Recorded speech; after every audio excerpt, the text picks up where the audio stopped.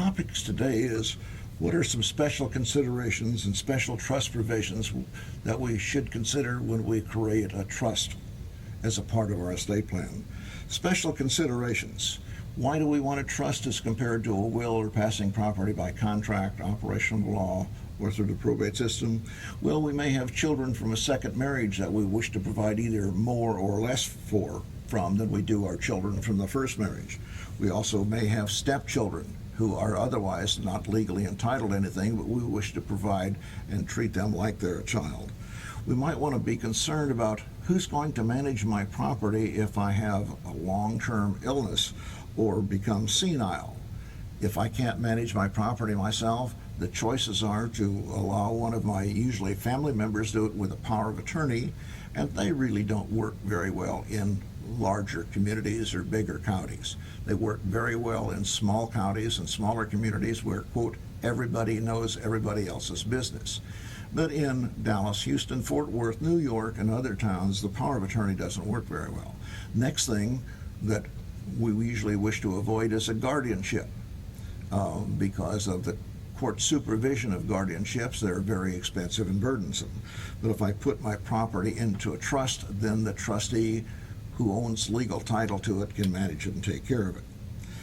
We're concerned about tax planning, and we can do this very well with a trust, both for the settlor, the person who puts the property into a trust, and the beneficiaries, the people who take the property out of the trust, which may be children, grandchildren, friends, neighbors, charities, or somebody else. We use a trust to avoid probate in at least one state, if not two or three if we own property in other states.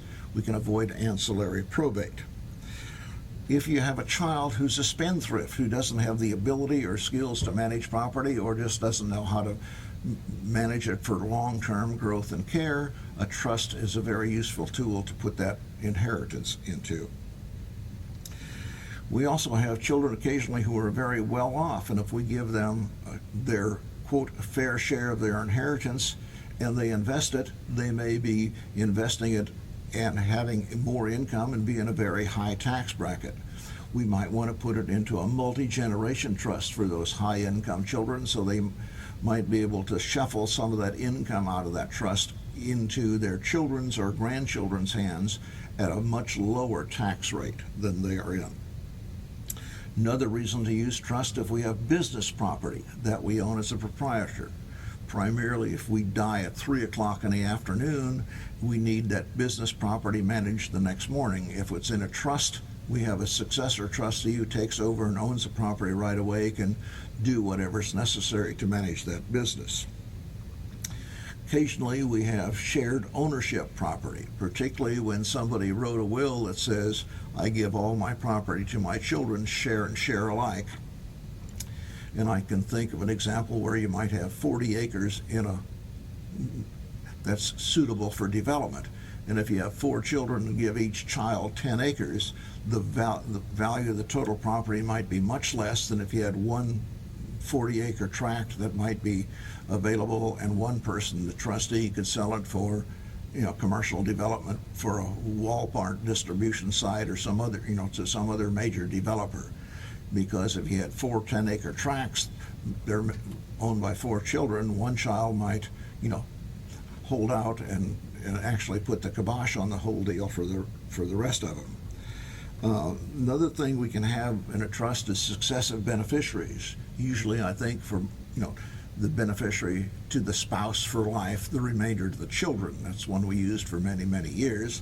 And now we're using generation skipping trust that says to my spouse for life, to my children for their life, and then on to the grandchildren. Why would we do that? To save both income taxes and estate taxes for our children and our grandchildren. And the last thing we can use a trust for is to train the trustees. If you don't know how your heirs or beneficiaries will manage the property after your death, it's so simple to put the property into a trust and make the person you want to be the successor trustee serve as a co-trustee with the settlor for 4, 5, 10 years or something like that. Why would you want to do that?